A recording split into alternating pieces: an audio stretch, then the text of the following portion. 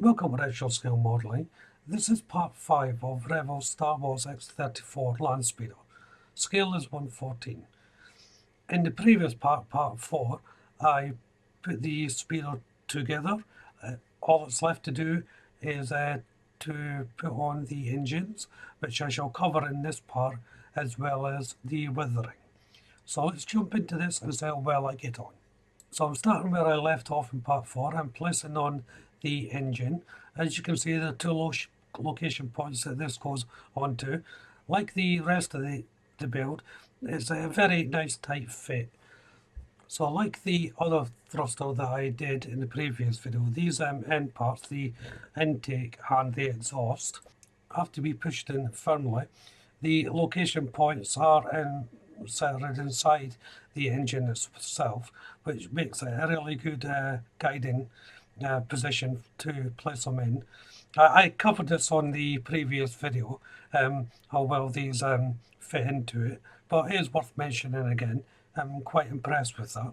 As you can see there, once they're in, they look quite good, and there was no gapping issues or having to worry about seams on this.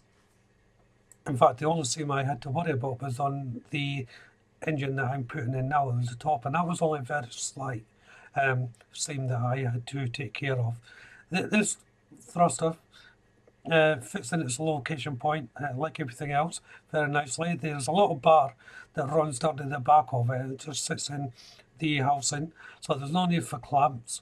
Once it's in, that's it. This little part here I painted with Revell Aqua 37 reddish brown. I think it's a mirror type thing. I'm not sure what it is. I actually almost forgot to place it on, but I got it in the end, and there's a small little location point for it to go in. So now it's time for the weathering, and I'm using Tamiya's Weather Master Series D, and predominantly the oil stain component. The brush I'm using is called a brush shaper, and if you don't know what that is, that's just a brush with a foam or rubber tip, which is really good for putting on pigment. That's dry pigment, of course. As you can see there, I'm flicking the brush off, then blending it in with my finger. This is what makes these brushes so good. When you flick it on, you're putting a heavy amount at the beginning of the stroke, but when you're taking the brush off, it leaves a little trail, so it gives the illusion of something streaking across the hull of whatever you're painting. It's similar to what I do with a normal brush, because these are dry pigments, it's more defined. So changing over now to Weather Master Series B and using the soot component here. So effectively I'm going to be mixing the two components, the soot and the oil. So as you can see there, I'm starting from the front of the engine, working my way back, flicking on the pigment and blending it in.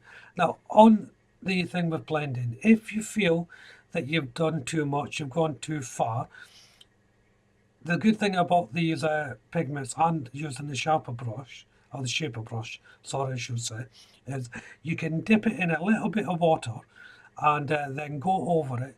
This will thin it down and give you a better coverage over the area that you're trying to weather. Also creates different tones as well. Now you can see that I'm just using my finger. I've dipped it in a little bit of water, and it's just blending it out, making those different tones to give the a more blended, softer look to the weathering. Other parts I'm just going to leave it the way it is. I want it sharp and predominant so that you can really see the markings. Other things like on the engine, it's more of a streaking effect that I'm looking for. These shaper brushes are also good for panel lines as well. They come in different sizes and different tips. The ones I generally use are a flat chisel tip and a rounded bevel tip or pointed tip. And if the panel lines are deep enough, you can just draw the brush over the line with the pigment, and that will give you the panel lines. There's so many different ways to do panel lines, from your normal paint to oil paints and so forth, pencil, which I use quite a lot. But the pigment way as well, it works really well. Now I'm moving over to Revell Aquila 91 steel for the next part of the weathering. So I'm taking an old brush here, like I've explained in previous videos, taking most of the pigment off, and as you can see there, I'm just dabbing that on.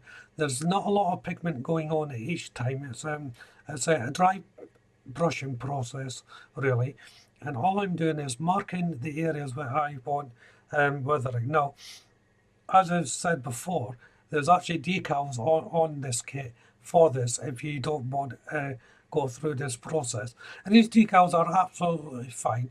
I just enjoy this process. I prefer to do it with paint. I like the control it gives you, and I never worry about making a mistake at this point because it is weathering. The only thing is to watch out is try not to go too far, unless of course you're going for that look. I should point out as well, this is a very simple technique to master and do on a weathered model. There is of course many other ways that you can do it, from paint chipping and so on, which takes a lot more skill, which involves different layers of paint and a few different sort of processes to follow. This way, I think you can get the same result just by dabbing on some paint. However, there is cases where you want the other paint coming through at the edges. That's where chipping and things like that would come into it. But I hardly ever do it because I don't think it's worth the time and the effort. But a lot of people do, though, of course. And so I'll just fast forward this process. There's no need to see it all, but as you can see, I'm doing it all over the actual speeder itself, because personally I don't want it to be looking nice and pristine. I want almost every surface marked in some way. However, I'm not really going to be doing the bottom as such. I don't see the point of that because you'll never get to see it. So the only thing left to do now is to place the stand on, and then that will be the model complete. I'll do the final reveal in a separate video. I would make this video too long if I did it here. However, saying that, this is a short video as well, of course.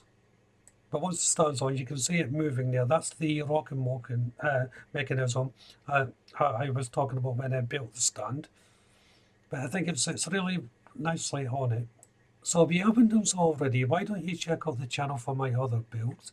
If you subscribe to the channel, hit that notification bell. That way you'll be kept up to date not only with this build, but all my other builds as well, of course. Hit that like button. Don't be afraid to leave a comment. And of course, you can share the video. So as I'm putting on the last coat of varnish, all that's left to say is thank you all very much for watching. Bye bye.